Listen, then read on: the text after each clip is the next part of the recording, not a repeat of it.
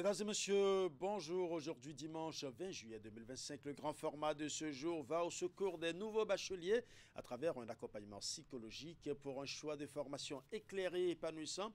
Nous allons recevoir à cet effet Oluwasegun Fabrice Akakpo. Il est psychologue, spécialiste des questions de l'éducation. Il va nous aider à explorer en profondeur les motivations, les aptitudes, les influences et les appréhensions du jeune bachelier pour l'aider à faire un choix éclairé et serein.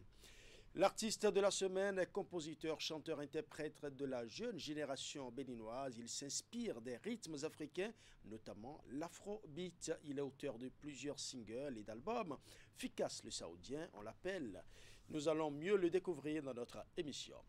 Nous aurons aussi droit à la revue de presse hebdomadaire de Asomokani Asiongon. Le décryptage de l'actualité de la semaine sera avec à l'actif de Anselme Pascal Agueonde, rédacteur en chef adjoint chargé du web au quotidien de service public et La Nation. Il sera avec nous sur ce plateau pour l'exercice hebdomadaire. Mais avant de dérouler tout ce programme, nous allons d'abord faire le point de l'actualité à travers le journal.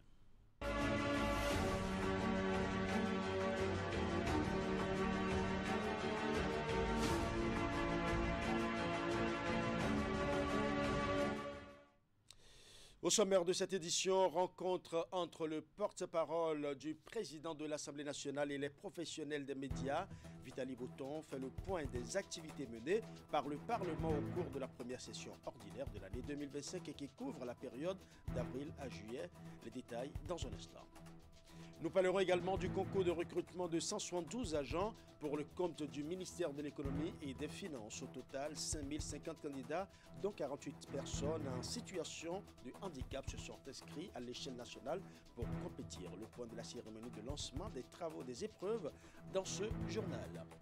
Nous ferons également un clin d'œil à l'édition 2025 du Festival Cotonou Barbecue. L'événement célèbre cette année son 10e anniversaire. L'annonce a été faite ce vendredi au cours d'une conférence de presse organisée par le promoteur. À l'occasion, World Coca s'associe à ce rendez-vous emblématique de la gastronomie urbaine à Cotonou. Voilà pour les titres, mesdames et messieurs. À nous, bonsoir.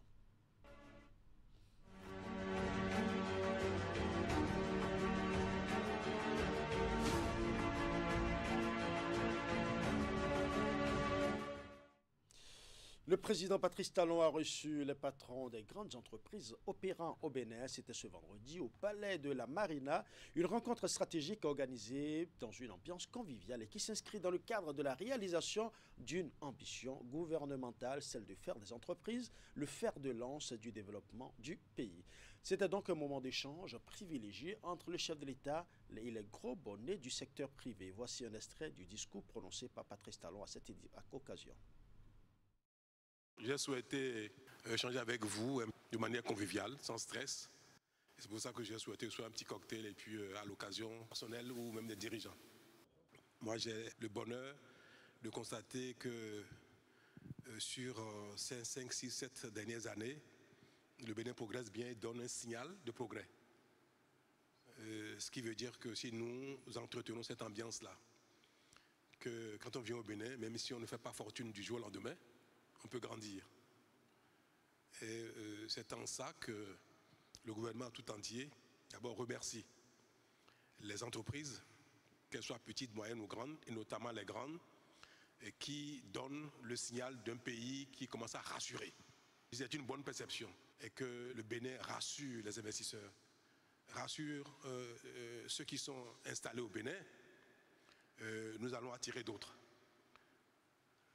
Donc pour nous, il est important que l'environnement, l'écosystème actuel soit attractif. Mon souhait est que le Bénin qui tout doucement montre qu'un pays peut se développer, aussi petit soit-il, qu'il ait des ressources minières ou non, qu'il ait la grâce d'avoir du pétrole ou du bois ou ceci. C'est cela nous ne les avons pas, mais nous montrons très bien que même sans ça, on peut se développer pas à pas si l'environnement permet aux uns aux autres, du plus petit au plus grand, de travailler. Qu'on soit artisan, qu'on soit zémédian ou qu'on soit importateur ou industriel, si l'environnement est bon, que tout le monde travaille, on peut se développer. Et vous contribuez à ça. Au terme de la rencontre, quelques chefs d'entreprise ont accepté de nous confier leurs impressions et pour la plupart d'entre eux, c'est une rencontre inédite qui augure d'un partenariat fort entre le gouvernement et le secteur privé. Suivant. Écoutez, je ressors plus que content, satisfait et avec une visibilité sur l'avenir. Voilà. Nous avons l'avantage d'avoir un président qui est un visionnaire, qui l'a démontré au travers de ce qui a été fait avec son gouvernement et on voit un peu tout ce qui a été pris comme décision en termes de réformes qui ont fait faire au Bénin un bond spectaculaire. Un bond spectaculaire en ce sens que on voit un peu les réalisations, on voit un peu l'attractivité et on ressort encore réhardi. Le président nous a donné un peu sa vision des prochains chantiers, de ce qu'il entend de faire, en nous rassurant et en nous encourageant à continuer à faire ce que nous avons à faire comme part en ce qui nous concerne. Bonne continuation et longue vie au président et en tout cas on est très content pour ce que le Bénin représente aujourd'hui comme vitrine pour l'Afrique. Je ressors très réconforté avec tout ce que nous avons entendu. Nous avons vu son Excellence Monsieur le Président de la République nous parler du Bénin. Nous avons senti une vision, nous avons senti une volonté de faire du Bénin une terre d'investissement. Et ça, c'est extrêmement important dans une Afrique aujourd'hui qui doit se positionner, qui doit tirer parti, du développement et de ses compétences. Donc nous avons véritablement apprécié et nous allons faire des notes à nos groupes. Je pense que le Bénin, comme on dit, c'est the place to be actuellement.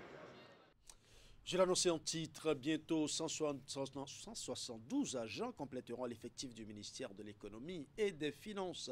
Un concours de recrutement a été lancé à cet effet par le ministre du Travail et de la fonction publique au CEG Saint-Rita de Cotonou. Au total, 5050 candidats, dont 48 en situation de handicap, se sont inscrits à l'échelle nationale pour compétir. Le point de la cérémonie de lancement des épreuves avec Hugues Vingbe. Des candidats qui s'entassent devant le tableau d'affichage des numéros de table, des surveillants qui se dirigent vers les salles de composition. Là s'observe concentration, prière et derniers préparatifs avant la distribution des épreuves.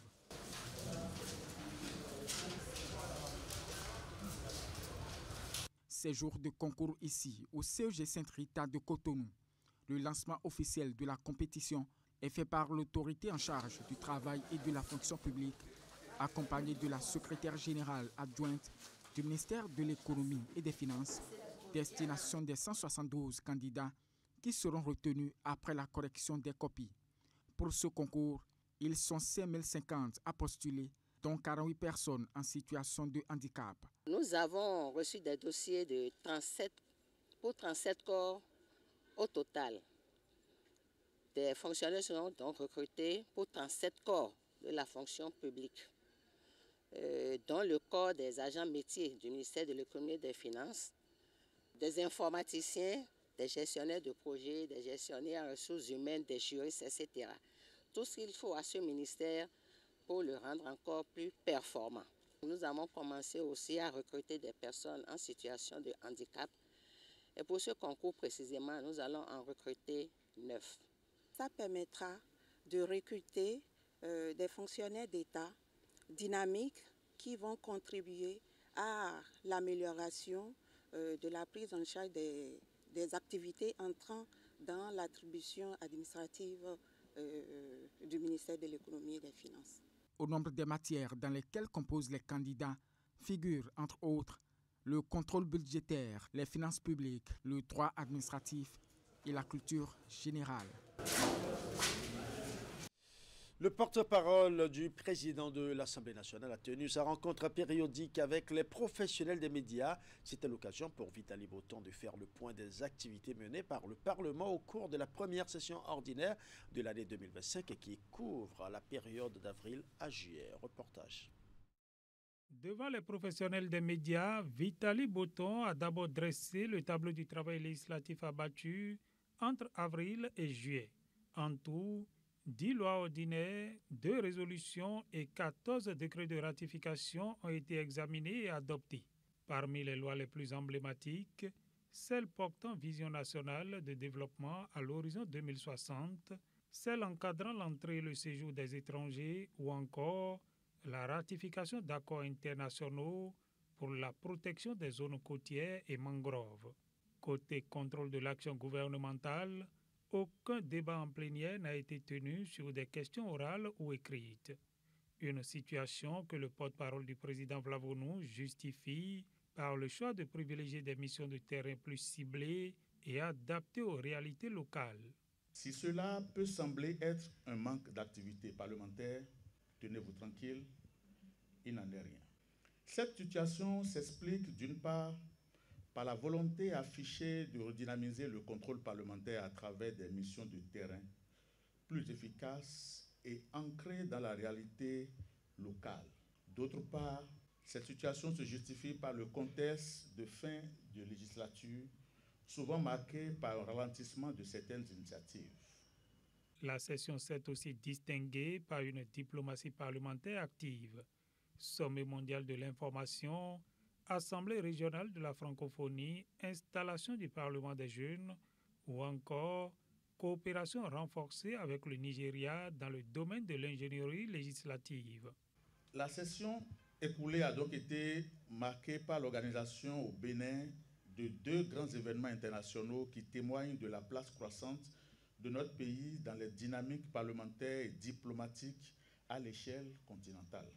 Le sommet mondial sur la société de l'information SMC en Afrique.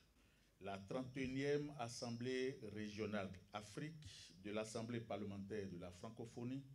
Et cette Assemblée générale a permis de renforcer les liens de coopération entre les parlements francophones africains. Enfin, Vitali Boton a réaffirmé au nom du président Vlavonou l'engagement du Parlement à maintenir un partenariat fluide et respectueux avec les médias. À Porto Novo, la 2e édition du Festival des masques se prépare activement. Plus qu'une simple manifestation artistique, ce festival s'inscrit dans la volonté gouvernementale de valoriser notre patrimoine culturel, en particulier le vaudou, pilier de l'identité béninoise. Les contours de l'événement ont été dévoilés lors d'une conférence de presse qui s'est tenue à Porto Novo. On retrouve Emma Rodon. Porto Novo s'apprête à vibrer au rythme de la 2e édition du Festival des masques.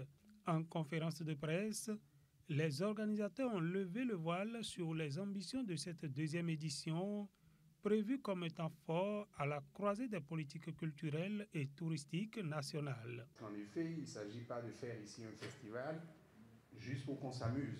C'est vrai, c'est de façon ludique, de façon touristique, pour que chacun de nous soit fier. Mais c'est surtout une étape dans l'appropriation qui doit être la nôtre de notre patrimoine culturel matériel et immatériel. Et parlant de patrimoine immatériel, vous savez la place qu'occupe le vaudou dans notre patrimoine immatériel. Et nous déployons un certain nombre d'activités, d'actions. Nous avons des marqueurs pour que chaque Béninois puisse s'approprier totalement, entièrement ce patrimoine immatériel.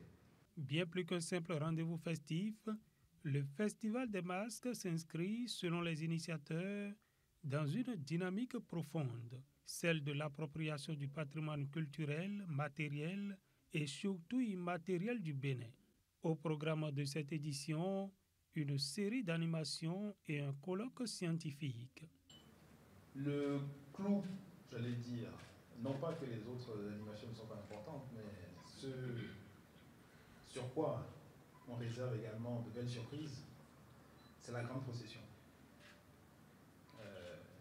que vous allez découvrir le dimanche. Et ensuite, nous aurons évidemment, pour ceux qui veulent, alors c'est vrai que ce n'est pas juste la fête, monsieur le maire, mais un petit peu quand même. Et c'est pour ça que le samedi soir et le dimanche soir, l'idée est d'avoir de très beaux concerts, de très bonne facture, de très bonne qualité, avec des artistes de chez nous, de renom, pour clôturer ce beau festival. L'événement s'annonce haut en couleur. Il convoquera une fois encore la mémoire des masques porteurs de savoir, de récits et d'identité. Parlons à présent de l'édition 2025 du Festival Cotonou Barbecue. L'événement célèbre cette année son 10e anniversaire. L'annonce a été faite ce vendredi au cours d'une conférence de presse organisée par le promoteur. À l'occasion, World Coca s'associe à ce rendez-vous emblématique de la gastronomie urbaine à Cotonou. La marque souhaite, à travers cette collaboration, affirmer sa volonté d'accompagner les moments de bonheur et de partage des festivaliers. Nous allons suivre. Ce festival qui est notre festival, je veux dire, c'est... Plus chaud que jamais, Festizik Cotonou Barbecue se réinvente pour le bonheur des férus de la bonne bouffe à Cotonou. Le festival culinaire et festif célèbre cette année son 10e anniversaire et les organisateurs promettent d'en faire un événement inédit. Nous avons pensé quand même à meubler autrement le festival. Ce n'est pas le festival que vous avez peut-être vu en 2023 qui va se faire en 2025. C'est tout un autre festival qui va se faire. C'est pourquoi nous invitons quand même ceux qui ont l'habitude de venir à venir redécouvrir. Parce que bon, même ils savent déjà, ils sont convaincus qu'ils ne verront pas la même chose. Après l'expérience de Bégamin, Cotonou Barbecue fait son retour à Canal Olympia pour plus de sensations et d'émotions. La tradition culinaire béninoise sera encore honorée, mais autour des bons plats de grillade, les sonorités musicales béninoises, des traditionnelles aux modernes, vont également résonner pour agrémenter le séjour des festivaliers. On a au moins une trentaine d'artistes. Si je vais commencer par citer, je risque de faire des jaloux. Mais ce que je peux dire, le 1er août, la fête nationale, vous aurez le groupe Polyrythmo en live. On a la jeune génération, les Tigang, Connaissent ses dons, Pélagie la Vibreuse, les atoniques, ça continue toujours. Tout le monde veut dire, bon, c'est les 10 ans, donc sans vous mentir, ce qui va se passer, j'invite tout le monde parce que Cotonou Barbecue, c'est une fête nationale. En tête de peloton des partenaires de cet événement, la Sobebra à travers sa marque World Cola. Il est de bon ton pour nous de nous associer à cet événement afin de célébrer en quelque sorte l'art culinaire, mais avec une boisson qui est une boisson gazeuse, World Cola, produite par la Sobebra depuis bientôt 3 ans. Aujourd'hui, l'objectif est clair. Nous voulons affirmer notre positionnement comme boisson idéale pour passer des moments exceptionnels autour d'un repas, autour d'une grillade ou entre amis. Donc nous sommes là pour permettre au festival de bien se dérouler en accompagnant la logistique. Au dire des organisateurs, Cotonou Barbecue sera sans aucun doute l'attraction des vacances 2025. Les conditions sécuritaires sont réunies pour accueillir les plus de 10 000 festivaliers. L'événement sera lancé le jeudi 24 juillet prochain pour, au total, 11 jours de découverte culinaire et musicale. C'est la fin du journal, mais le grand format se poursuit. Donc, nous ouvrons la deuxième partie de notre émission par l'invité de la semaine.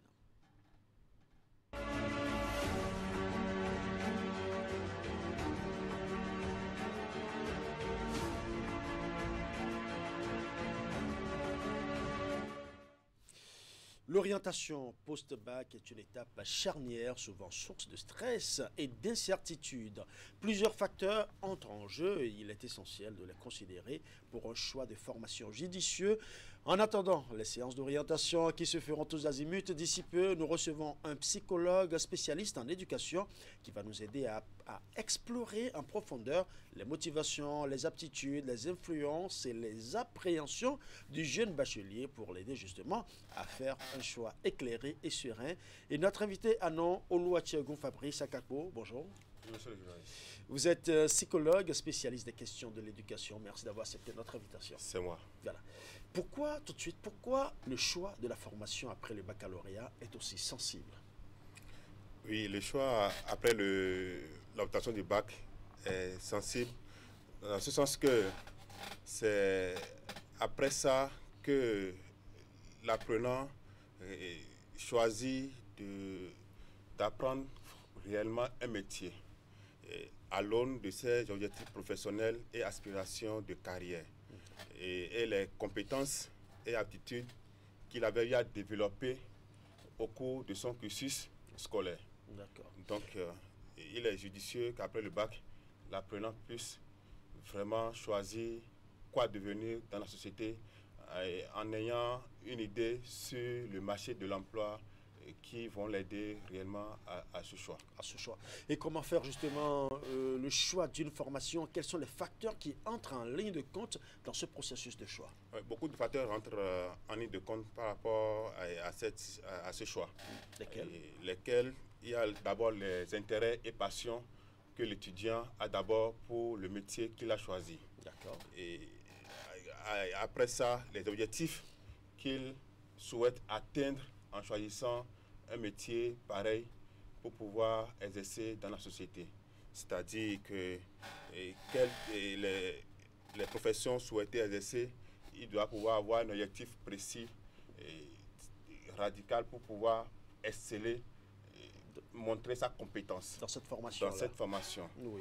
Aussi, voir sur le marché de l'emploi, est-ce que s'il choisit tel métier, ça pourra vite l'aider à atteindre le marché de l'emploi, c'est-à-dire obtenir un emploi de sitôt.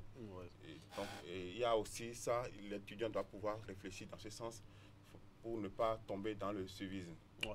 Il y a des enfants qui, avant même le bac, savent déjà avec précision quelle formation faire. Par contre, il y a d'autres qui végètent dans l'indécision totale, même après le bac. Comment expliquez-vous ce phénomène? Est-ce que ceux-là, dans le dernier cas, est-ce que c'est parce qu'ils ne se sont pas du tout préparés ou est-ce qu'ils ne sont pas véritablement aptes pour véritablement aller vers une formation qui va les aider à s'insérer dans la société? Bon, monsieur le journaliste, à cette question, je vous réponds par rapport à la première question que vous m'avez posée, les aspirations que l'enfant développe dès le bas âge. C'est-à-dire, aujourd'hui, on voit les enfants développer beaucoup de compétences en s'amusant à la maison, peut-être quand on a les postes radio, détruisant déjà pour voir ce qui se passe à l'intérieur, qu'est-ce qui parle dedans. Déjà, le parent attentif peut déjà déceler ce que cet enfant va vouloir devenir demain. Et il y a aussi l'introspection à explorer, c'est-à-dire que l'enfant qui grandit doit pouvoir comprendre et doit pouvoir dire demain, je veux être médecin, je veux être journaliste. Donc le choix part de l'enfant alors? Part de l'enfant d'abord. Les parents ont juste un rôle d'accompagnement. D'accord. Et justement, parlant des parents, je sais qu'il y a beaucoup parmi des enfants plutôt qui choisissent eux-mêmes leur formation déjà. Certains se heurtent au refus catégorique de leurs parents qui certainement ont d'autres plans pour eux. Il y a parfois des parents qui sont médecins qui veulent également que leurs enfants deviennent médecins, même s'ils ont fait d'autres formations. Il y en a qui ont fait des formations bien précises et qui veulent une formation bien précise pour leur enfant. Comment gérer ce conflit sans dénaturer, puisque vous avez parlé des ambitions, sans dénaturer les ambitions de l'enfant? Là, dans ce cas, les parents doivent trouver un compromis avec l'enfant.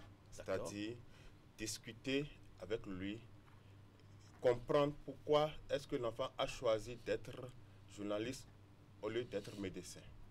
Parce que ce n'est pas parce que le papa est médecin, in situ, l'enfant aussi deviendra médecin.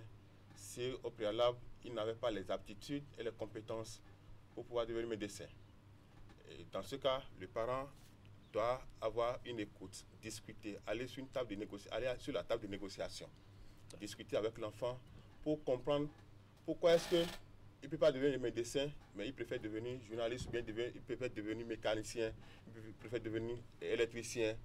Donc, le parent ne peut pas imposer un choix de carrière à l'enfant, vu que l'enfant ne se voit pas capable d'exceller peut-être demain dans cette matière.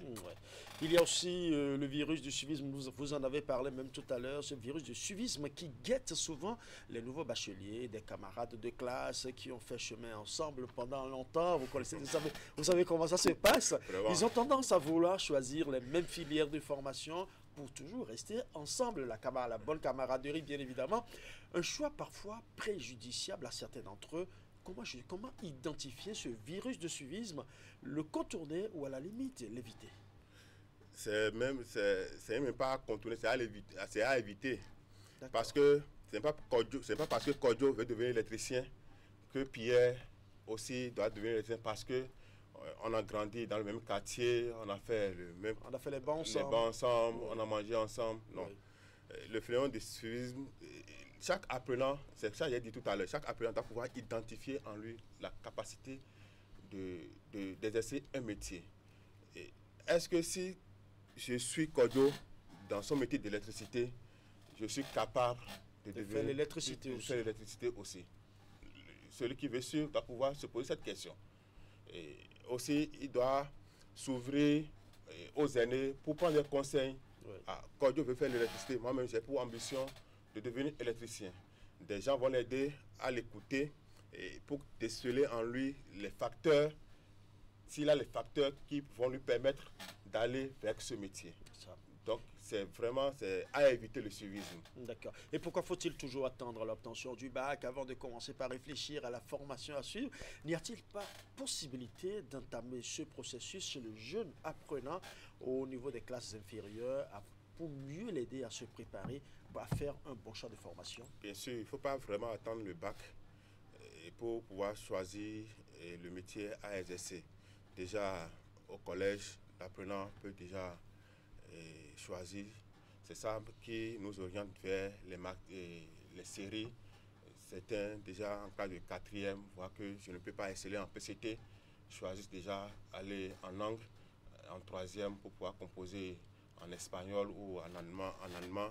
Et en seconde, ils commencent les séries littéraires. D'autres vont déjà, tous ceux qui excellent en PCT mathématiques, arrivés en seconde, vont en série C ou en série D ou en série E. Bon, nous avons plusieurs séries au Bénin. Donc, ce n'est pas systématique d'attendre après le bac pour choisir ce qu'on doit faire. Déjà, à partir du collège au lycée, on peut déjà choisir la formation adéquate après le bac. D'accord. On sait que les séances d'orientation pour les choix de formation vont bientôt commencer. Selon vous, comment cela doit se faire pour que l'apprenant ne se sente pas imposer une formation, mais plutôt qu'il s'approprie ce choix de façon libre et éclairée? Depuis une décennie, l'État a mis en place une politique d'orientation qui permet aux différents bacheliers, aux différents apprenants, aux nouveaux bacheliers, d'avoir une information adéquate sur les différentes unités de formation dans les universités publiques et parapubliques. Ouais. Et donc, je vais exhorter ces étudiants à l'information pour pouvoir, au moment opportun, participer à cette séance. Parce que ça aide beaucoup à avoir une idée de la formation à faire. Parce que pour être, par exemple, administrateur, il faut aller à l'ENA. Si vous n'avez pas l'information, que c'est l'ENA qui forme pour l'administration, comment est-ce que vous pouvez vous inscrire? Donc, l'État fait beaucoup dans ce sens. Donc, je vais juste inviter les nouveaux étudiants à être à la fuite des informations pour qu'au moment opportun, ils puissent valablement participer à ces orientations. Pour en bénéficier. Pour en bénéficier de plus amples informations. Oui. Et quel doit être le rôle des parents dans ce processus? Les parents dans ce processus ont juste un rôle d'accompagnement. D'accord. D'accompagnement. Et c'est là, tout à l'heure, j'ai parlé d'aller sur l'étape de négociation. Si peut-être l'enfant choisit... Négociation et non imposition. Non, il n'y a plus d'imposition aujourd'hui. D'accord. C'est juste négocier avec l'enfant, l'écouter et voir, à la mesure du possible, de ses moyens, est-ce que ce que tu choisis, je peux t'accompagner. Si parfois l'enfant choisit une formation qui sera très onéreuse pour les parents, alors là, ça devient difficile ce choix-là. Il va falloir que les parents le recadrent pour pouvoir le faire en fonction de ses moyens. En fonction de ses moyens, exactement. Il faut que le parent le recadre pour pouvoir le faire en fonction de la formation que tu choisis, vraiment, je n'ai pas les revenus nécessaires pour pouvoir te l'offrir. Mais à côté, je peux t'aider à faire telle formation. Vas-y, réfléchis et tu me reviens. Donc, c'est là le rôle des parents. Accompagner, écouter et accompagner et faire selon la politique de ses moyens. Voilà. Des conseils aux jeunes bacheliers qui nous suivent en ce moment? Les conseils, d'abord, je les félicite pour les candidats. Je félicite les candidats qui ont tiré leur épingle du jeu. Et je souhaite du courage à ceux qui n'ont pas pu tirer leurs épingles. L'échec n'est pas une fin en soi. Et je vais demander aux nouveaux bacheliers que c'est maintenant que l'école commence. Parce que toutes ces années de formation, c'est maintenant ils vont démontrer de quoi est-ce qu'ils sont capables, de quoi est-ce qu'ils pourront démontrer sur le marché de l'emploi après leur formation à l'université. Donc je leur souhaite vraiment beaucoup de courage et d'être vraiment, d'écouter leur cœur par rapport au choix, parce que c'est vraiment capital. Si on choisit mal, ça capote. C'est une vie qui prend un coup. Oui. Merci à vous d'être passés sur ce plateau et surtout merci pour vos précieux conseils qui certainement aideront les parents et surtout les jeunes bacheliers dans le choix de leur formation. Bon dimanche à vous. Merci, monsieur le journaliste. Mesdames et messieurs, c'est l'heure de faire le point de l'actualité de la semaine à travers la revue de presse de Assir Bokani. Assure-moi.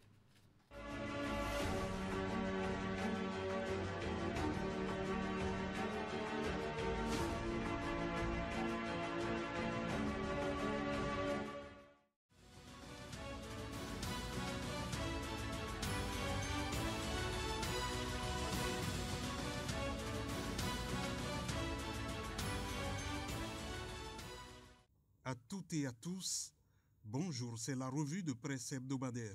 Le président sénégalais Bassirou Diomaye Faye était l'hôte de son homologue béninois Patrice Talon.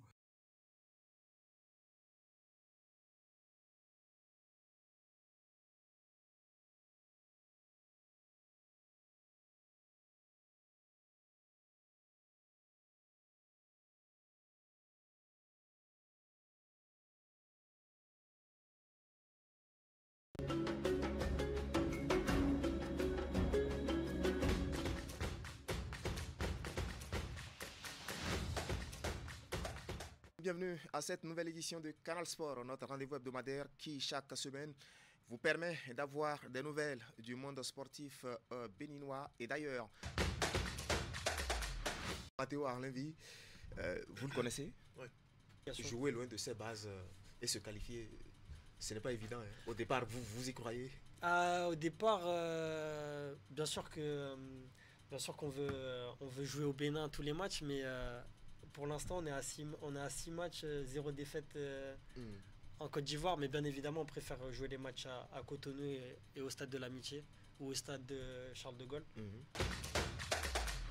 Candide, bonsoir. Narcisse, bonsoir, bonsoir Prosper et bonsoir à tous nos téléspectateurs. Oui. Dans le cadre de cette 12e journée de la Ligue professionnelle de football du Bénin, ils sont amenés leurs caméras sur les installations du stade synthétique de l'université d'Abou-Clavi pour suivre cette affiche entre les requins de l'Atlantique et les Adjaka-Loulou de l'Est Cotonou. Suivez. Les requins de l'Atlantique ont vécu une très belle soirée en assurant au sortir d'une victoire de prestige face à l'AS Cotonou, comptant pour la 12e journée de la Ligue Pro du Bénin. Bon, on va continuer par travailler et puis les matchs à venir, nous allons faire beaucoup plus pour remporter plus de matchs. Vraiment, je suis content et c'est la première fois que j'ai pu marquer aujourd'hui. Ça fait plaisir. Et avec l'équipe, on a eu les 3 points.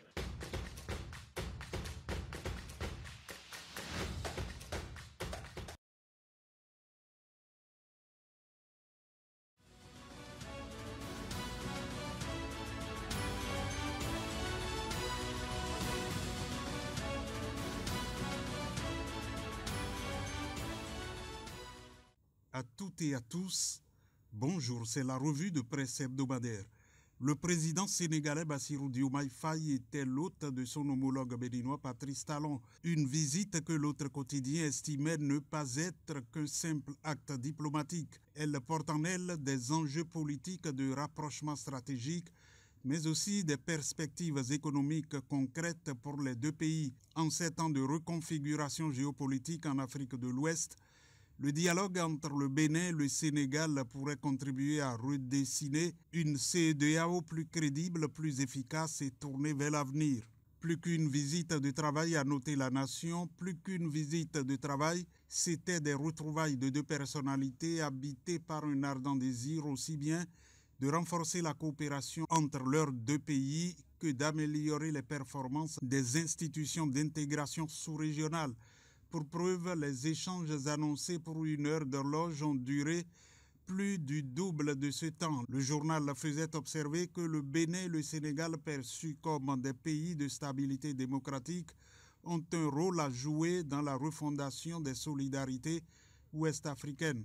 Évoquant la situation actuelle de la CEDEAO et de l'UEMOA, indiquait Bénin Intelligent, les présidents Talon et Faye ont exprimé leur convergence de vue sur la nécessité d'une refondation stratégique des institutions régionales. Ils ont convenu d'entreprendre dans les prochains jours des démarches conjointes pour impulser une dynamique de réforme au sein de l'UEMOA en lien avec les autres chefs d'État membres. Cette visite témoigne de la fraternité entre nos deux pays et de l'amitié qu'il y a entre vous et moi, a déclaré le président béninois, rapporté par Fraternité et exprimant ses remerciements au nom de son gouvernement et du peuple béninois. Au terme de cette visite, les deux chefs d'État ont réaffirmé leur volonté de raffermir les liens entre le Bénin et le Sénégal dans un esprit de solidarité et de coopération renforcée. Pour finir, le président Faye a formulé ses vœux de bonne fête nationale au peuple béninois. À vous, président Talon, et à tout le peuple béninois, je souhaite une très bonne fête de l'indépendance. Loin de Cotonou, le président du Parlement béninois, Louis Vlavonou, était du côté de l'Hexagone et comme le rapportait Bénin Intelligent, le président de l'Assemblée nationale, Louis Béounou Vlavonou, a pris part jeudi à une audience solennelle au palais de l'Élysée aux côtés de ses homologues africains. La rencontre présidée par Emmanuel Macron s'est tenue en marge de la 50e session de l'Assemblée parlementaire de la francophonie à Paris. Le président Vlavonou a mis en lumière les réformes engagées par le Bénin dans sa marche vers un développement durable. Il a salué les efforts du président Patrice Talon, qu'il a qualifié de gage de crédibilité et de confiance dans l'espace francophone. À en croire Fraternité, le président Macron a pour sa part souligné le rôle de plus en plus déterminant que jouent les pays africains au sein de l'Assemblée parlementaire de la francophonie. Un rôle fondé sur l'harmonie, la cohésion et l'accompagnement mutuel de chaque pays membre dans un esprit de solidarité et de co-responsabilité face aux défis communs. Les présidents africains ont salué cette écoute directe et cet esprit de concertation, symbole de la volonté partagée de bâtir des ponts plus solides entre la France et ses partenaires parlementaires africains. L'autre quotidien s'est intéressé au fichier électoral pour écrire qu'à quelques mois des élections générales, le Bénin prépare le terrain pour des scrutins transparents. Répondant à une demande formulée par le parti d'opposition, les démocrates, et validée par le chef de l'État Patrice Talon, l'audit du fichier électoral est officiellement lancé. Les 4 experts internationaux retenus pour la mission, notamment un démographe, un spécialiste en biométrie, un informaticien et un juriste, sont déjà à pied d'œuvre. Ils ont été reçus mardi dernier en audience en compagnie du président du comité de pilotage, Jean-Baptiste Elias, par le président de la Cour constitutionnelle. Dans la suite, Palabre quotidien informait que dans le cadre de leur coopération bilatérale, les États-Unis d'Amérique ont remis officiellement jeudi 5 véhicules utilitaires au ministère béninois de la Justice. La cérémonie de donation s'est déroulée en présence de l'ambassadeur américain Brian Choukan et du ministre de la Justice et de la Législation, Yvon Dechenou. Évaluée à $230,000 américains, cette dotation vise à renforcer les capacités opérationnelles des juridictions, notamment dans le nord du Bénin. Et puis, Bénin Intelligent soulignait que le porte-parole du gouvernement, Léandre Wilfried Ngbeji, a tenu des séances d'échange avec les populations du département de l'Ouémé. Cette tournée qu'il a conduite samedi 12 et dimanche 13 juillet à Diara, Porto Novo, à Vrancou et Semekoji a été l'occasion de sensibiliser sur les actions du gouvernement Talon.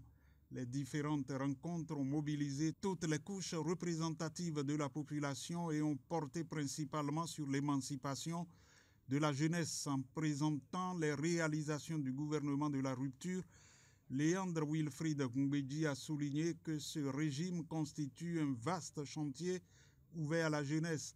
Il a ainsi abordé les projets qui concernent spécifiquement cette frange de la population. Dans les 4 communes visitées, les autorités locales ont reconnu les efforts du gouvernement en leur faveur, tout en soulignant que des défis subsistent. Le confrère de la matinée annonçait en sport que Cotonou s'apprête à vibrer au rythme des boules les 2 et 3 août 2025 à l'occasion des 65 ans d'indépendance du Bénin.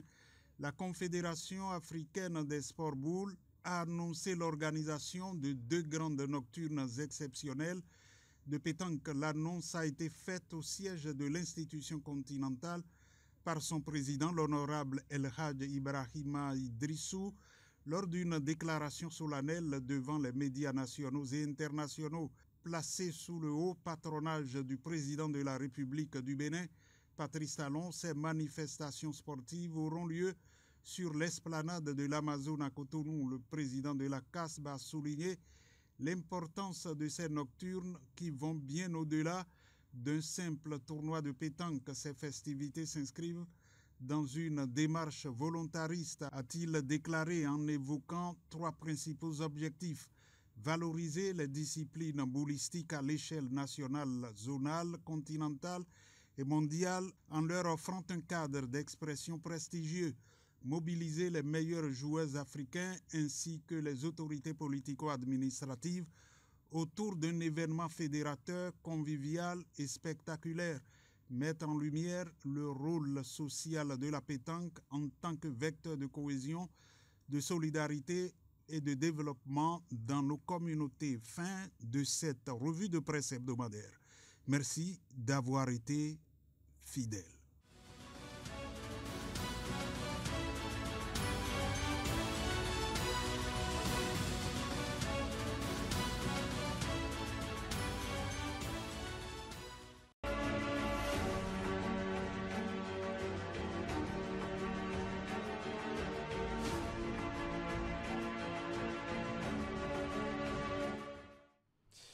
Notre invité média de ce dimanche nous vient du quotidien du service public La Nation. Bonsoir à vous, Anselme Pascal Aguirre. Bonsoir, cher confrère Ulrich. Merci d'avoir accepté notre invitation. C'est un plaisir. Eh bien, l'exercice commence. C'est toujours 3 sujets. Vous êtes prêts? Très bien. D'accord. On y va. Premier sujet pour vous. Bassirou Diomaye Faye était au Bénin cette semaine. Une visite très brève, mais pleine de symbolique. D'abord, à quelle image vous renvoie ce duo Talon-Faye sur le perron du Palais de la Marina? Très vite, je dirais un duo qui est porté par une vision commune, une vision de développement, une vision de renforcement des liens, d'intégration donc, et une vision, je dirais, de paix. Parce que face aux enjeux nouveaux et face à l'éveil que nous pouvons remarquer un peu plus dans tous les pays de la sous-région, il faut bien resserrer les rangs. La politique ad intra et ad extra sont tout autant importante, parce que avoir une politique intérieure c'est bien, mais avoir une politique extérieure dynamique c'est encore meilleur, puisque nous sommes dans un contexte où l'intégration est devenue pas un luxe mais une nécessité face aux enjeux nouveaux. Et je pense que ce duo-là est dans la droite ligne de travailler ensemble. Il faut laisser de côté les divergences qu'on peut avoir sur tel ou tel point de vue. Je pense que le duo aussi revient du sommet de la CEDEAO qui a eu lieu à Abuja, où ils ont quand même pu discuter, le président sénégalais l'a dit, ils ont pu discuter un peu des défis qu'ils ont à relever et des urgences en termes d'intégration et de réformes structurelles au niveau des organisations d'intégration que nous avons ici et dans la sous-région. Je veux citer l'UEMOA et la CEDEAO. Alors, tout cela fait partie quand même des échanges que les 2 présidents et les 2 chefs d'État ont eu au Bénin. Oui, justement. Parce que la sécurité dans la zone ouest africaine était au cœur de leurs échanges, et Bassirou Diomaye Faye a exprimé sa compassion et celle de tout son peuple, à toute la nation béninoise qui a subi des pertes en vies humaines dans les attaques djihadistes. Il a précisé que c'est un combat commun. Selon vous, comment cela peut se passer, d'autant plus que le Sénégal n'a pas de frontière directe avec le Bénin, et voilà que les pays de l'AES qui partagent leurs frontières avec le Bénin ne semblent pas être dans cette disposition réelle de combat commun. Alors déjà, combat commun à 2 niveaux. D'accord. Parce qu'aucun pays de la sous-région n'est épargné de cette menace. Et comme je le disais tantôt, il faut resserrer les rangs, travailler ensemble pour la coproduction de la sécurité. Nous sommes dans un schéma où nous sommes face à des ennemis qui attaquent de partout et qui sont presque invisibles, je mets presque pour ne pas montrer que c'est une fatalité. Bien sûr, on peut arriver à bout quand on conjugue les efforts et qu'on essaie de faire, je dirais, chemin ensemble pour barrer, pour faire frontière, barrer l'ennemi.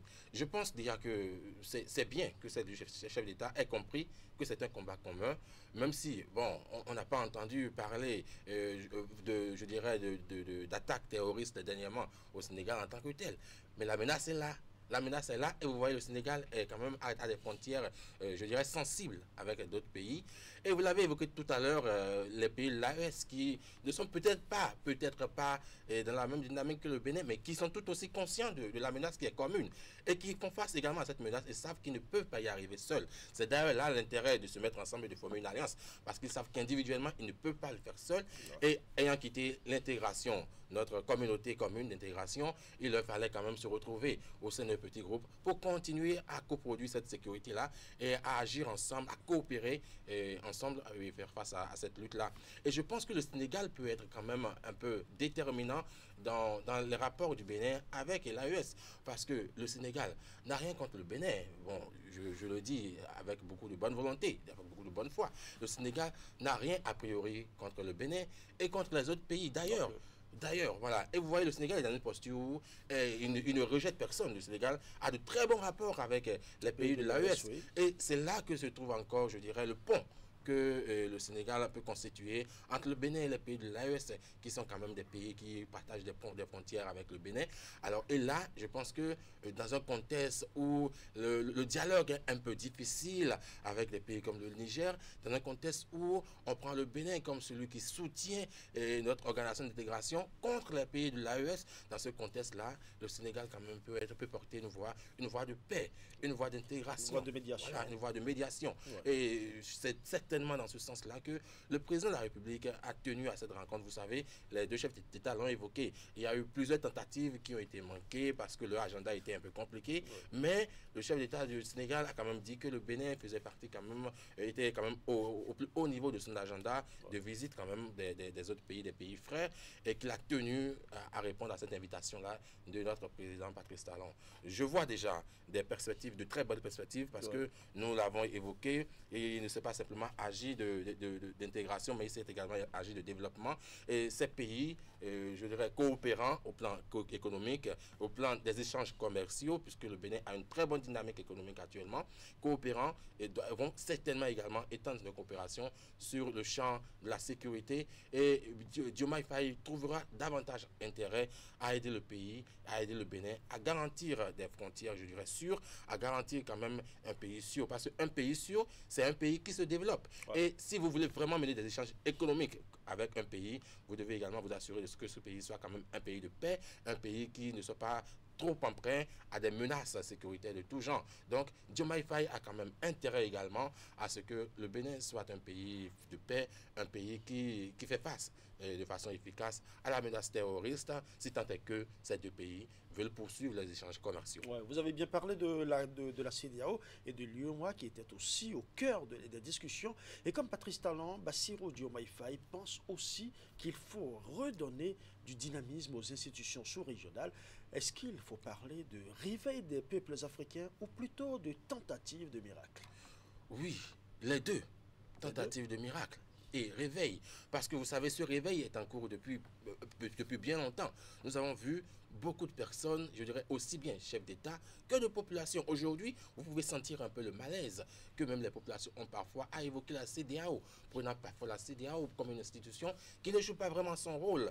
Moi, je voudrais rester un peu plus en marge de ce sujet-là et dire que c'est peut-être parce que la CEDEAO a les mains liées.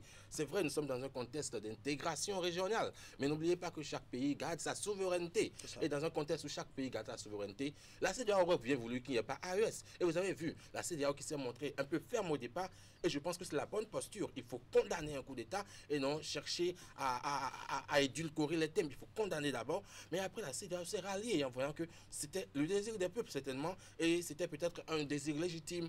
Alors, à partir du moment où la CEDEAO commence à baisser un peu sa garde, je pense que les pays de l'AES avaient tout intérêt à revenir à la table en se disant, mais la CEDEAO a bien fait de condamner, parce qu'eux-mêmes qui sont là, et ben, ils peuvent être victimes de coups d'État. Et si la CEDEAO doit encourager les coups d'État, c'est dire que, bon, allez-y, faites des coups d'État, mais on ne peut pas dire ça, on ne peut pas encourager pareille chose.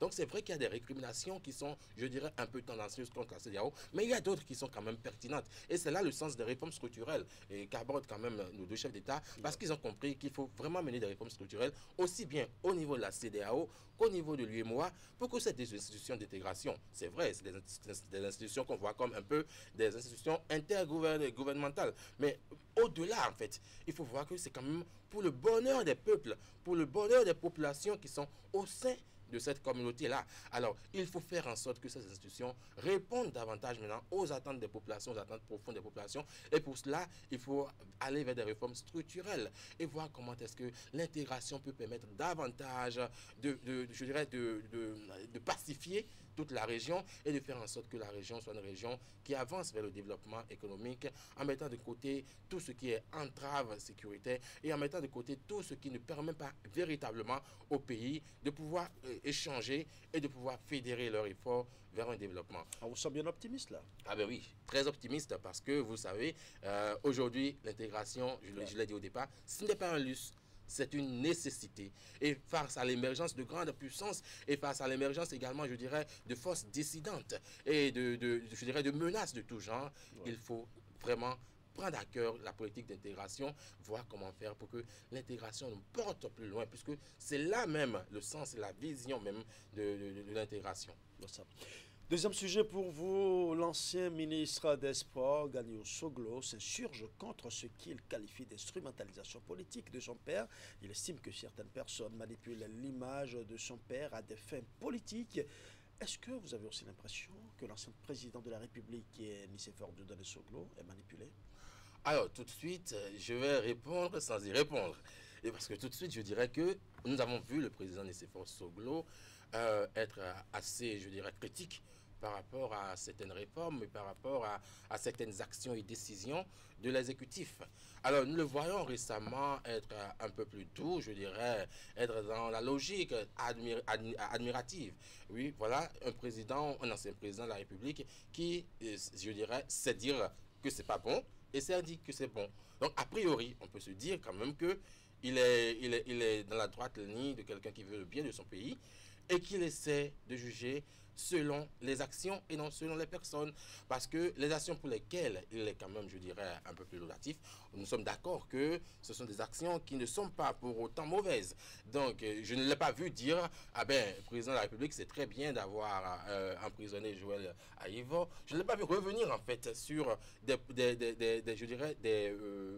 points qui sont forts et saillants pour lui. Je ne l'ai pas vu revenir sur des questions sur lesquelles il s'était prononcé avec beaucoup de verve et avec beaucoup de sincérité. Alors, je pense que sur le champ politique, il continuera toujours à dire qu'il y a des efforts qui doivent se faire pour que les exilés puissent revenir. Je ne l'ai pas entendu dire non plus qu'il ne voulait plus que les exilés reviennent. Donc, je pense que d'une façon ou d'une autre, il n'y a pas encore autant de contradictions que cela. C'est bon de pouvoir reconnaître quand quelque chose est quand même bien réalisé. Mais tout aussi, c'est bien de s'interroger un peu sur ce revirement. Parce qu'il ne faut pas simplement rester dans une attitude contemplative et se dire que simplement c'est le président, l'ancien président Nicéphore Soglo est, je dirais, objectif et il voit les choses comme elles sont.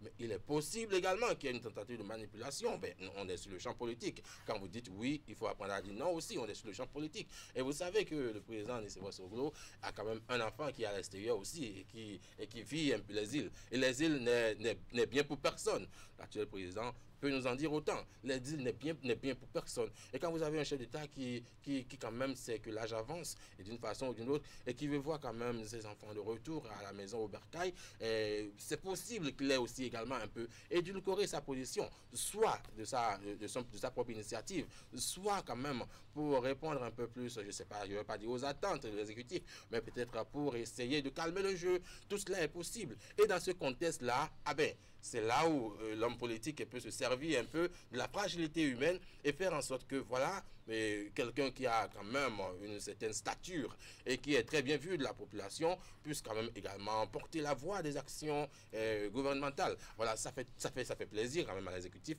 de voir le président Soglo, je dirais, admiratif devant les réalisations qui, je le précise, ne sont pas moins admiratives. Voilà, c'est juste que le changement de pas peut étonner. On a vu quelqu'un, monsieur, très très contrarié à un moment donné, mais maintenant il est assez laudatif. Hein. Ah ben oui, et c'est là où je pense que les propos de Ganiou ne sont pas forcément à rejeter. Il ne s'agit pas de dire qu'il a, je voulais paraphraser, raisonné ou non, et non raisonné, pas du tout. Il s'agit simplement de comprendre que il peut s'inquiéter du revirement de son père, il peut s'inquiéter légitimement. Et je l'ai dit, ça peut être de sa propre initiative, ou ça peut être pour calmer le jeu, ou ça peut être incité d'une façon ou d'une autre, parce que nous ne l'aurons pas. Le président Soglo a un âge avancé. Son raisonnement reste droit, il faut le reconnaître également. Son raisonnement reste droit. Mais compte tenu du contexte et compte tenu quand même de certaines peut-être circonstances que nous ne savons pas, nous ne maîtrisons pas, il peut s'agir quand même d'une édulcoration qui a été un peu incitée. Ouais. Si vous étiez à la place, si vous étiez dans le cas de Ganiou Soglo et que votre PFL est sorti à vocation admirative sur des réalisations d'un président de la République dont il a décrié publiquement certaines décisions, que feriez-vous? Ah ben ça c'est une question piège là. Ah non, surtout pas. Vous me prenez, c'est une question un peu sensible. Pas, c'est juste une question comme toute autre. Oui, je suis tranquille, de mettez-vous à l'aise. Heureusement, je n'ai pas un père qui est dans cette circonstance. Et ce que je dis ne serait que de l'ordre de l'imagination. Ah ben oui, je m'inquiéterais tout de suite. Conjecturel, allons-y. Ah ben oui, je m'inquiéterais tout de suite parce que si j'ai vu quand même mon paternel à un moment avoir une posture donnée, c'est comme un père qui te dit, écoute, le vol c'est une mauvaise chose. Et demain, je l'attends dire, ah ben le vol, c'est bien, il faut t'enrichir. Alors, il faut que je m'inquiète d'une façon ou d'une autre. Donc, c'est clair qu'à un moment donné, je vais chercher à comprendre un peu ce qui se passe, me rapprocher un peu plus davantage. Peut-être que Ganiou a eu à mener cette démarche, je n'en sais rien. Mais forcément, il faut qu'on se rapproche, qu'on voit un peu l'état déjà du partenaire dont il s'agit, pour savoir si ces raisonnements sont quand même exercés en toute responsabilité et dans un libre arbitre manifeste. À partir de ce moment-là, bon, moi je n'ai rien à dire. Chacun a sa position. Ouais. Le troisième sujet nous amène au Cameroun, où le patriarche des chefs d'État africains, Paul Biya, est en route pour un 8e mandat. Nous entendons des voix s'élever pour décrier sa nouvelle candidature, une candidature pourtant suscitée par plusieurs voix et pas des moindres justement au Cameroun. Et le plus important, les tests de la République ne l'empêchent pas de se présenter aux élections. Pourquoi alors cette cabale médiatique contre Paul Biya? Alors il me plaît quand même d'abord de commencer par votre dernier argument. Les tests de la République ne l'empêchent pas. Parce que, rappelons-le, le Cameroun a été d'abord, je dirais, a vécu dans un système parlementaire d'abord. Oui. Dès 1960, après l'indépendance, un système où c'était le Parlement qui désignait le chef de l'État. Et ils ont eu un premier chef d'État qui a quand même fait son temps, qui a fait 22 ans au pouvoir. 22 ans au pouvoir et qui laisse maintenant la charge de son intérim, puisqu'il a démissionné en temps, laisse la charge de son intérim à son premier ministre qui n'est rien d'autre que celui qui est là maintenant, Paul Biya, parce qu'il a été premier ministre depuis 1975. Donc c'est dire que depuis 1975, il était déjà chef du gouvernement en fait. Voilà, donc il devient président en 1982 et dès 1984, première élection, il est élu. Il est élu pour 4 ans. Ensuite, en 1996, changement constitutionnel, 7 ans, renouvelable une seule fois. Alors, il était censé faire 7 ans ou plus que 14 ans. Il commence ce mandat en 97, 2003 et 2004 du moins, première élection, il remporte, il fait son deuxième mandat et vers la fin du deuxième mandat, 2008, il enlève le verrou. Désormais, les 7 ans sont renouvelables à l'infini. Alors oui, depuis 2008, on est dans un régime où le président fait 7 ans renouvelables à l'infini. Alors les tests de la République le permettent. Et je pense que les populations camerounaises ne sont pas amorphes. Si elles ne voulaient pas de cette révision, nous aurions eu tollé déjà. C'est clair, nous aurions eu tollé. Mais au moment où nous parlons, d'une façon ou d'une autre, c'est comme si le peuple, ou du moins une grande majorité du peuple, est complice quand même, ou sinon, elle quand même ne se sent pas gênée, dérangée par les tests de la République en l'état. Alors, voyons également, ne méprisons pas le fait que, d'une façon ou d'une autre, le Rassemblement démocratique pour le peuple camerounais, qui est le parti quand même fort actuellement, a toujours eu la plupart des voix, aussi bien au niveau de l'Assemblée nationale qu'au niveau du Sénat, qui est la haute chambre de la législature. Donc parfois ils font 100% même au niveau du Sénat. Donc quand vous avez un système où c'est le parti qui est fort, et c'est ce parti qui domine toute la politique du pays, alors vous souffrirez du fait que c'est ce parti-là qui désigne toujours le président.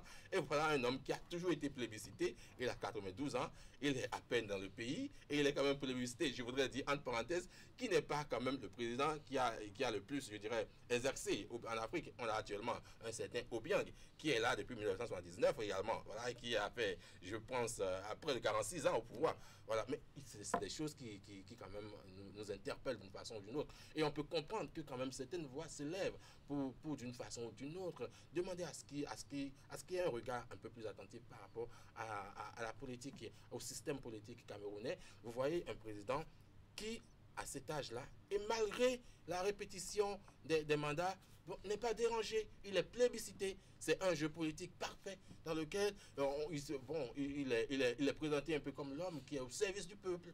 Il est simplement plébiscité. Nous avons pu, l'année dernière, je pense, ça devait être en octobre 2024, nous avons entendu parler de malaise, il serait décédé, il y a eu beaucoup de choses par rapport à cela. Mais une chose est sûre, cela a amené les ministres à communiquer maintenant sur son état de santé. Et on sait que son état de santé n'est pas au meilleur de sa forme. Alors, il a été longtemps à l'étranger pour se soigner dans cette période-là que j'ai susmentionné. Et voilà un chef d'État qui n'est pas forcément dans les aptitudes, je dirais, mentales et sanitaires pour gérer un pays. Mais qui est c'est un vrai paradoxe. Un véritable paradoxe. Vous voyez un pays comme les États-Unis, quand même, où les institutions sont fortes. Il y a quelqu'un comme Joe Biden qui avait la possibilité et qui voulait très bien même exercer un deuxième mandat parce qu'il y a la volonté, il voulait le faire et il en a la possibilité. Mais parce que les institutions sont fortes et qu'on sait que son état de santé est dégradant, alors tout de suite, on l'amène à se désister. Mais pourquoi ne pas faire autant au Cameroun? Il faut l'amener à se désister, même s'il veut. Mais au sein du RDP et du PC, n'y a-t-il pas quelqu'un d'autre qui puisse jouer le rôle? Et là, on peut s'intéresser. Est-ce que le système n'arrange pas justement certaines personnes? Et c'est ça, là, on peut en arriver là. On arrive à cette conclusion-là. Certainement parce que le système en place arrange la plupart. Arrange ceux-là qui auraient pu prétendre même à les postes, ça les arrange. Parce que nous ne l'aurons pas. Vous mettez là peut-être un jeune dynamique qui porte une vision meilleure et qui peut peut-être révolutionner le pays. Et on ne fait pas des omelettes sans casser des œufs, dit-on. Est-ce que ce n'est pas aussi la démission de l'opposition? Oui, je dirais peut-être pas la démission, mais un peu, je veux parler de défaillance de l'opposition, ou peut-être même, je sais pas, d'une opposition qui est un peu liée. Une opposition qui se voit peut-être un peu, je dirais, un peu seule face à un combat où vous avez devant vous un mastodonte, parce que nous avons parlé tout à l'heure d'un parti qui est assez grand, assez puissant, qui a absorbé toutes les institutions, oui. Absorbé toutes les institutions et domine la scène politique depuis 1960. Parce que le parti dont on parle, ce n'est que le parti qui a remplacé l'Union camerounaise, l'Union politique camerounaise. Donc, d'une façon ou d'une autre, c'est le parti qui était au pouvoir depuis 1960 et qui l'est jusqu'aujourd'hui, et qui phagocyte toutes les institutions de la République. Quand vous êtes opposant et que vous vous mettez je sais pas, en conflit avec un éléphant, alors que vous n'êtes peut-être qu'une brebis, vous aurez mal à partir. Donc, et quand vous êtes épargne, quand vous allez aussi en rang dispersion aussi, je crois que ça va voilà. jouer. Si l'opposition se mettait ensemble, est-ce que l'opposition n'aurait pas une chance? Et la jeunesse qui constitue le fer de lance, qui constitue une bonne partie de cette population, elle aussi, elle est défaillante. Oui, et ne l'oubliez pas, le Conseil de la jeunesse est constitué de vieux. Donc d'une façon ou d'une autre, il y a une jeunesse également qui... Non, le Conseil est dirigé par une personne d'un certain âge, voilà. Mais pas que de vieux. Oui, bon, mais si un vieux a pu être quand même président, ce n'est que l'image du Conseil même. Ouais. Mais bref, on n'en est pas là. Et c'est pour dire que c'est vrai, c'est légitime et c'est quand même pertinent. Si l'opposition se réunit en un seul bloc, elle pourra davantage porter sa voix. Parce qu'on dit souvent que seul, on va plus loin. Mais ensemble, on est plus fort. Alors, donc, si l'opposition se mettait ensemble pour porter cette voix-là, parce que c'est une voix légitime, il ne faut pas qu'on se leurre, c'est une voie légitime. Vous avez un président. Moi, je ne parle même pas encore des réformes qui sont opérées. Je ne parle même pas encore de la vision politique. Mais je parle d'abord de l'état de santé et de l'âge quand même de celui dont on parle, 92 ans. C'est le plus vieux président actuellement en Afrique. Oui, certainement. Et il semble dans le monde même, il semble. Certainement qu'il estime, parce qu'il a d'ailleurs dit que le meilleur reste à venir. Le meilleur reste à venir, 7 ans, et ça va le faire 90. Au cours du 8e mandat, certainement que le meilleur va venir. À 100 ans. Merci à vous, Anselme, Pascal Aguilonde. Je rappelle que vous plaisir. êtes le rédacteur en chef radio chargé du web au quotidien de service public et La Nation. Bon dimanche à vous. Merci. Mesdames et messieurs, nous allons à présent observer une pause publicitaire et revenir pour la page culture du grand format. Vous avez toujours fait attention aux détails. Pour vous, la qualité ne se négocie pas quand il s'agit de votre bien-être. Leader Pressing, votre partenaire de tous les jours, toujours aux petits soins pour maintenir vos habits au top niveau. De nouvelles machines pour plus de rapidité, quel que soit le volume. De nouvelles boutiques pour être plus proche de vous. Leader Pressing, l'efficacité à un prix imbattable. Attendez, j'ai une nouvelle idée.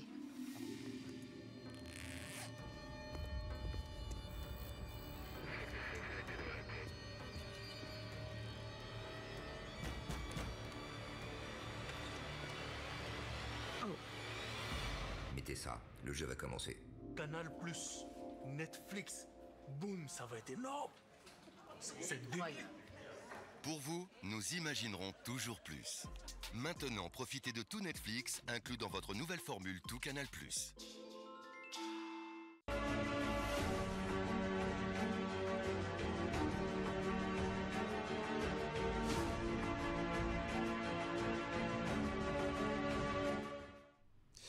L'artiste de la semaine est un jeune compositeur, chanteur, interprète. Il fait partie des pépites de la jeune génération musicale du Bénin. Il s'inspire des rythmes africains, notamment l'afrobeat. Il est auteur de plusieurs singles et d'albums. Fikas le Saoudien, on l'appelle. Nous allons mieux le découvrir dans ce clip que je vous invite à suivre.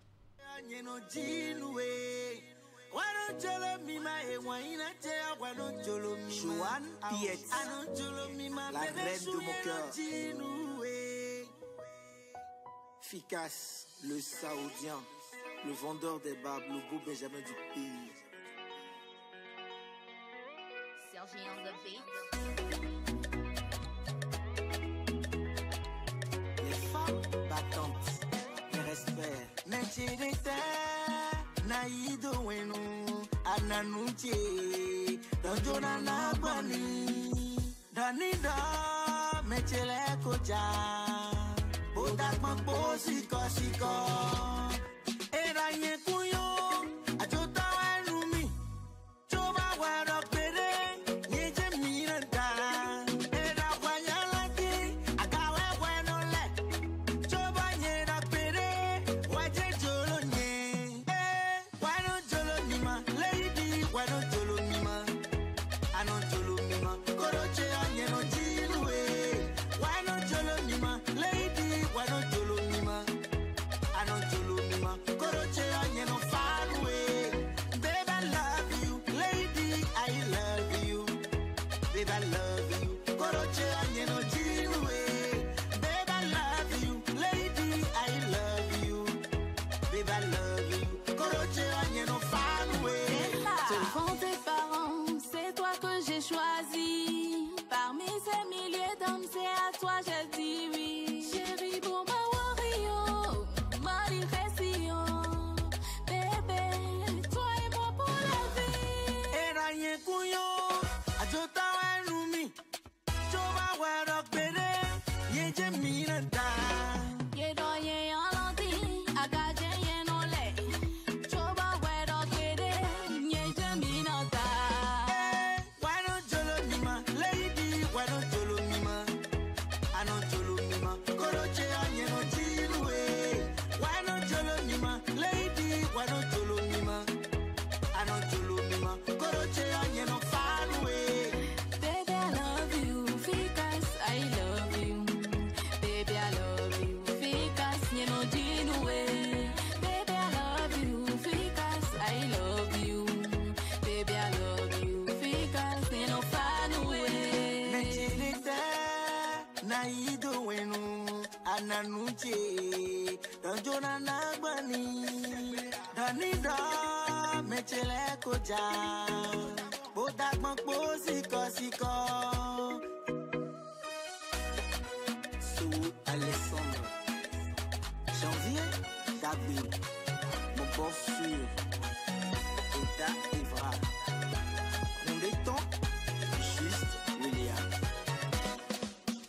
Why don't Jolo Mima Lady Why don't Jolo Mima I don't Jolo Mima Koroche Anyeno Jilue Why don't Jolo Mima Lady Why don't Jolo Mima I don't Jolo Mima Koroche Anyeno Fanwe Baby, I love you, because I love you.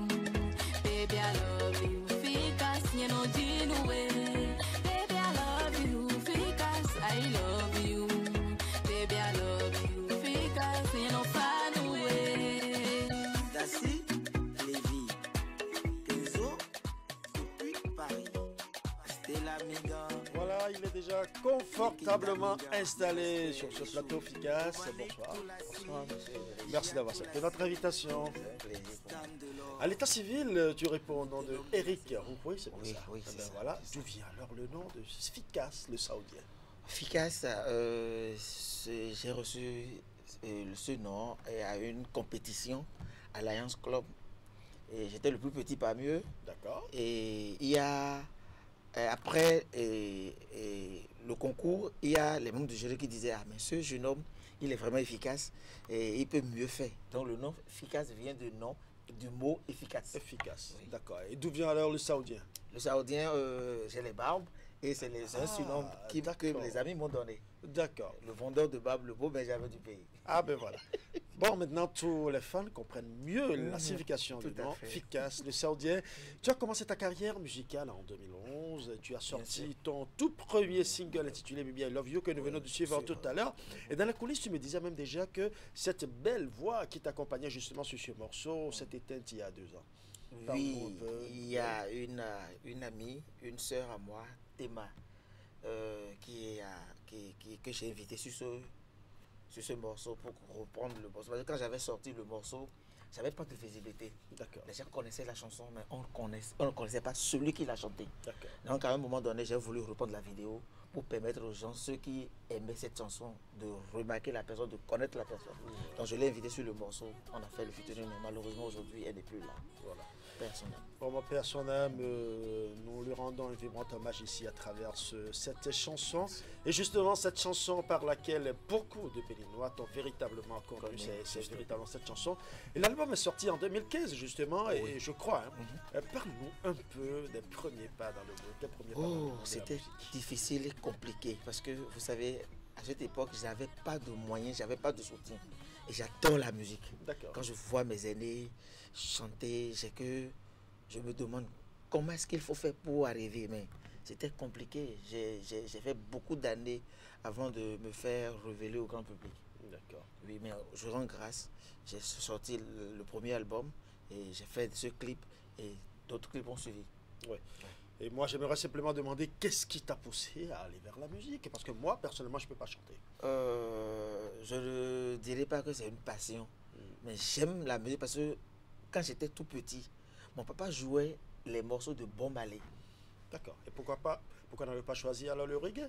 Non, bon, ce que j'ai fait récemment, mon nouveau single que je viens de sortir le 10 juillet, parce que c'est genre reggae façon, voilà. D'accord. Je l'ai fait. Mais depuis tout ce temps, j'aimais chanter les morceaux de Bob Marley, tout et tout.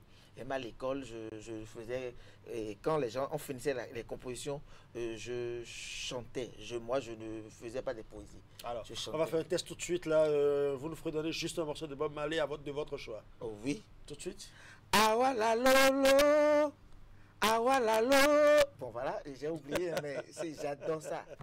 Et bien voilà, c'est un fan de Bob Marley. Voilà. Nous allons suivre une autre de tes chansons qui cartonne aussi actuellement. Dans ce morceau, tu critiques la méchanceté, l'envie et l'aigre.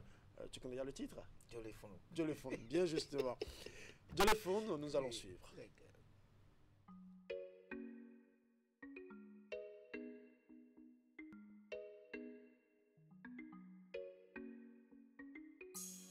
Oh nana, Janvier, Dagby, oh nana, au faux sûr. Yeah. Sergi on the beat. Efficace, le saoudien, le vendeur des barbes, le Benjamin du pays. Yenja fideo, nuche no venumi. Unwa fideo, nuche no venumi.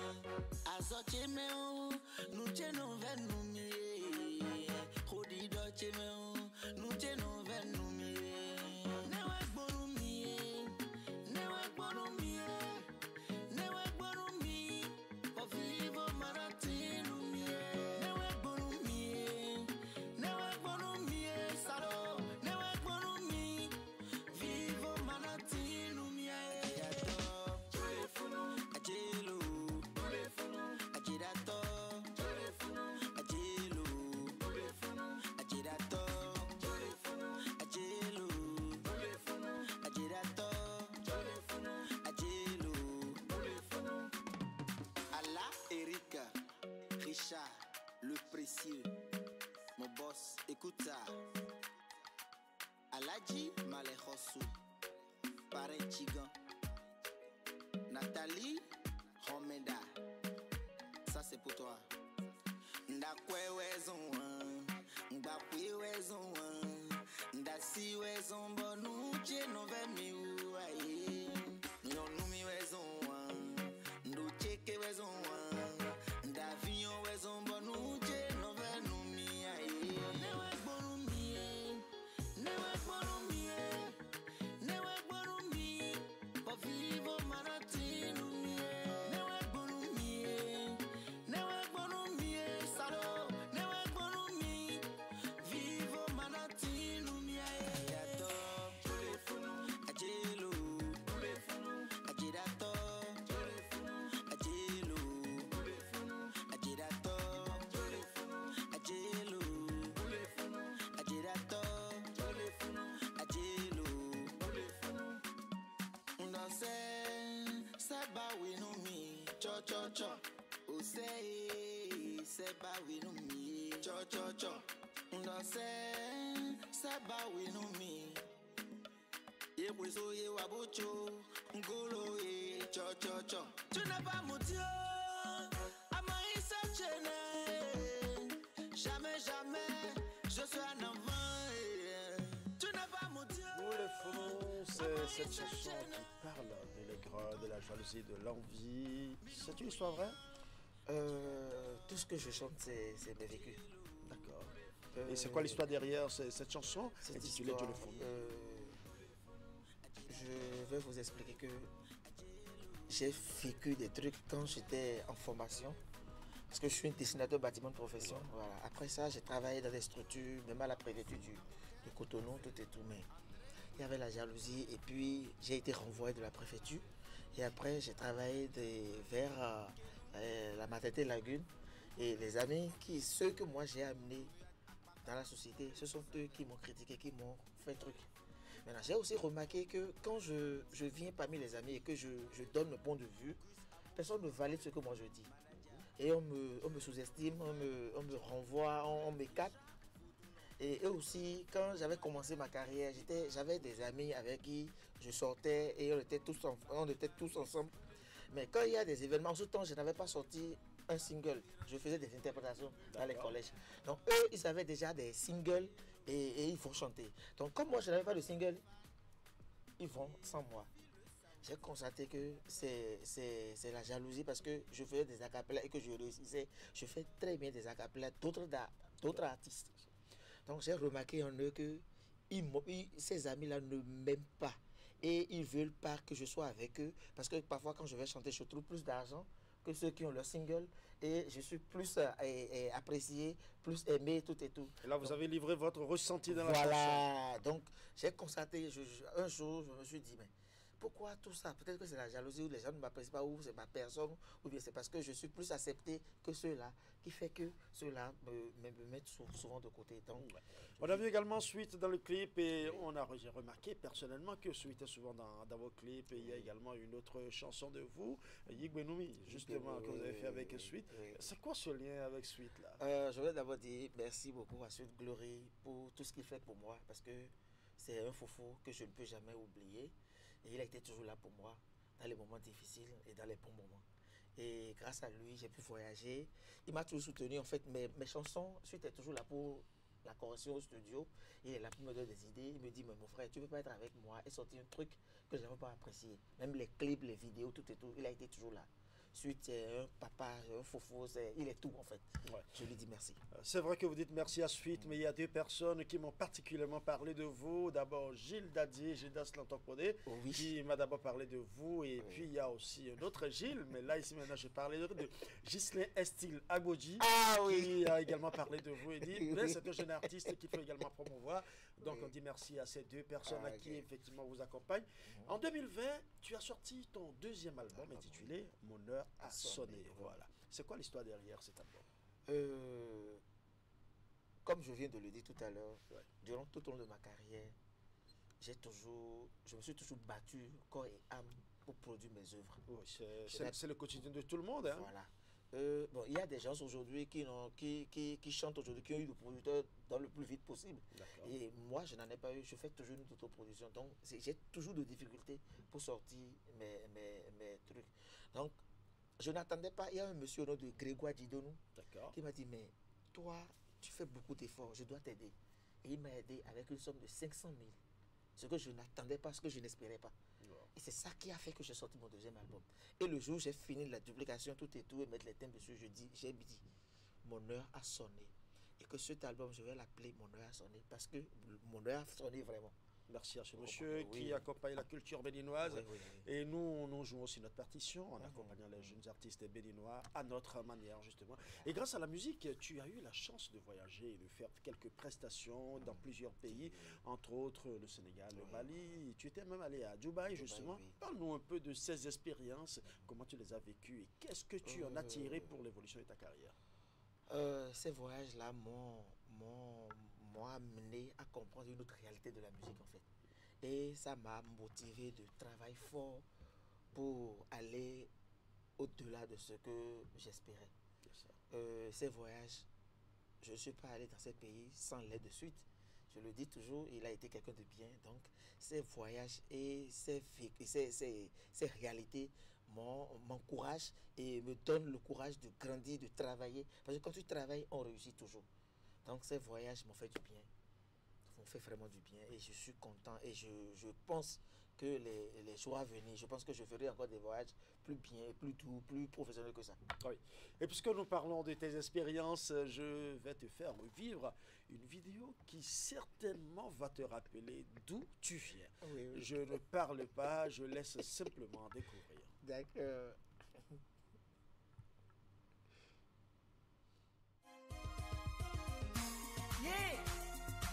Novi, Bazare Boa, Azoe Betoro Beme, Ablalo Toua, Anadia He, Asea.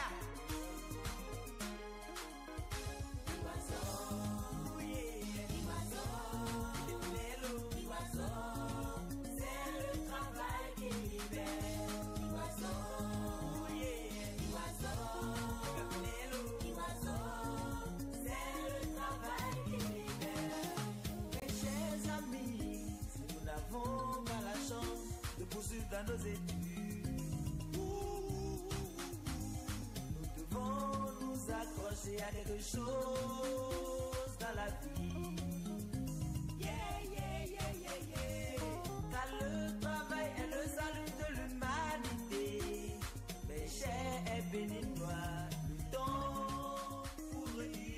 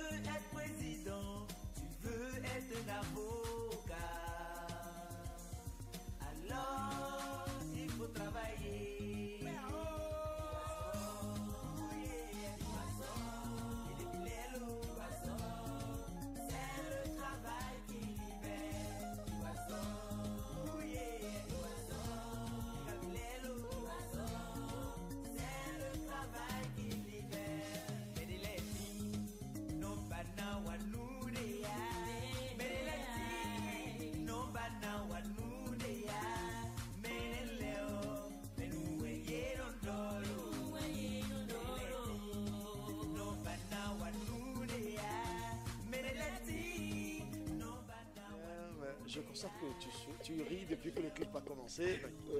Pourquoi? Qu'est-ce qui te fait rire autant? Ça me rappelle le passé, les pires moments de ma vie. Ah oui? Oh. C'est-à-dire, j'ai jamais imaginé que je serais ce que je suis en train d'être aujourd'hui. Et quand j'avais réalisé cette vidéo, je n'avais pas où dormir à Cotonou.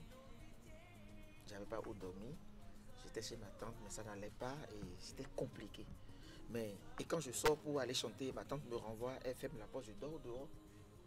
Donc, j'étais dans cette difficulté quand j'ai réalisé le morceau et puis la vidéo. Donc, c'est une vidéo qui m'a marqué parmi toutes mes vidéos. Quand je regarde ça aussi, ça me donne, c'est-à-dire, ça me fait couler les larmes en fait. Ouais, mais on va pas couler les larmes sur ce plateau. Non. Et aujourd'hui, comment ça se passe avec cette tante? Elle vit toujours? Aujourd'hui, elle a même du mal à venir vers moi. Ben, faites la paix, c'est le plus important. Non, je n'ai pas de problème avec elle. La famille. Oui, elle est à la place de ma mère et je l'aime et je l'aimerai toujours. Tout ce que j'avais vécu avec elle, c'est que c'était des histoires de la vie. C'est des épreuves de la vie que je dois affronter pour grandir, pour être ce que je suis. C'est parce que j'ai franchi ces étapes que je suis là aujourd'hui. Voilà, donc je lui dis quand même merci. Oui, justement, parce que n'eût été sa rigueur, c'est tellement que vous n'auriez pas franchi toutes ces étapes-là. Et justement, on a vu un Ficas encore un peu très maigre dans le temps. Et bon, moins saoudien qu'à présent. Moins saoudien qu'à présent, ben voilà. Eh bien, Ficas, les Saoudiens sur le plateau du grand format, et quelles sont les difficultés que tu rencontres souvent dans ce métier? Vous savez, je l'ai dit tantôt que les difficultés n'en manquent jamais. On en rencontre chaque jour que Dieu fait. Parce que, vous savez, quand tu entreprends quelque chose et que tu ne trouves pas de soutien ni quelqu'un qui va t'apporter un de plus, ça a été toujours difficile. Mais on tient le coup, on se bat. Moi, par exemple, j'ai sorti un nouveau truc le 10 juillet passé. Je te regarde. Bon, je chante aussi le Love et je chante aussi le quotidien. Voilà, donc je te regarde. Mais franchement, pour ne pas vous mentir, j'ai connu de difficultés parce que chanter aujourd'hui, c'est l'argent. Faire la musique, il faut mettre beaucoup d'argent. C'est ça. Voilà. Donc, on en rencontre chaque jour que Dieu fait, mais Dieu fait grâce. Dieu nous aide, Dieu nous ouvre certaines portes pour qu'on puisse atteindre nos objectifs très souvent quand on se bat. Voilà, donc, je prie Dieu pour que les jours à venir soient plus faciles que maintenant. Ouais, et de toute façon, on constate que vous faites déjà beaucoup d'efforts et certainement que les jours qui vont vous faire descendre la bénédiction, ou plutôt des prix de bénédiction, des projets en cours actuellement. Oui, j'ai un album que je dois sortir très bientôt et j'ai des clips que je dois réaliser et j'ai aussi des voyages en cours. D'accord. Oui, j'ai des voyages en cours. J'étais pas là, je suis rentré il y a peu de temps, mais j'ai encore des voyages en cours, des projets, tout et tout, voilà, qui sont là en plein du forme. Un nouvel album en vue ou des singles? Non, j'ai déjà un single que j'ai sorti récent, mais j'ai un album déjà qui est presque fini, qui va sortir bientôt. Et suivi des clips. Aujourd'hui, j'ai aussi, je suis en train de travailler avec une maison et un manager bien actif, voilà, tout et tout, et ça va. Ouais. Je te regarde pour l'instant, je crois que c'est seulement l'audio qui est disponible. C'est l'audio qui est disponible. Pas encore disponible. Pas encore disponible, non. D'accord.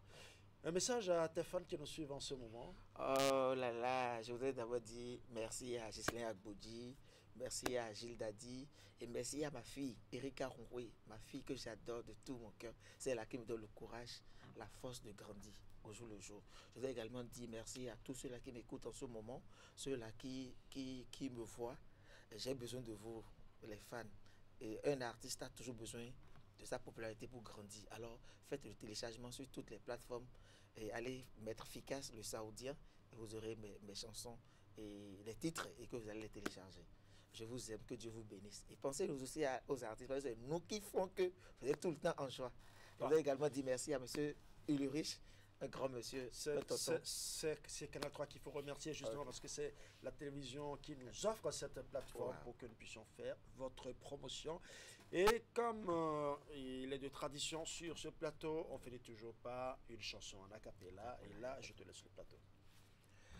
Je te regarde, je te souris, Nkala love you, baby, yenoué baoulou, yeno jinoué, yeno fanoué, Nkala love you, baby, yenoué baoulou. Bololou famille, oh, nanana. Yon nou vidak bete kariye, jalebo a gonchebo, gonchebo. Merci. Merci, Efficace le Saoudien. Et je rappelle à nos téléspectateurs, ou plutôt je leur annonce que justement en ce moment même, ce qui nous permettent, l'un des techniciens qui nous permettent d'être reçus chez vous, notamment l'ingénieur de son, en l'occurrence Achille Nyakadia, souffle une bougie de plus en ce moment même. Et nous lui disons, nous lui souhaitons une pluie de bénédiction et certainement que cet anniversaire ne passera pas inaperçu. Et certainement qu'il a déjà prévu le gâteau à la fin de cette émission. Ainsi donc se referme le grand format de ce dimanche 20 juillet 2025. Merci à toute l'équipe technique qui m'accompagne, précisément à Achille Nyakadia qui souffle une bougie de plus aujourd'hui. Ingénieur de son, il est également professeur de mathématiques dans certains collèges de la place. Merci aussi à vous, chers amis téléspectateurs, vous qui nous renouvelez votre fidélité chaque dimanche. Tout le plaisir était pour moi de rester en votre compagnie. Portez-vous bien.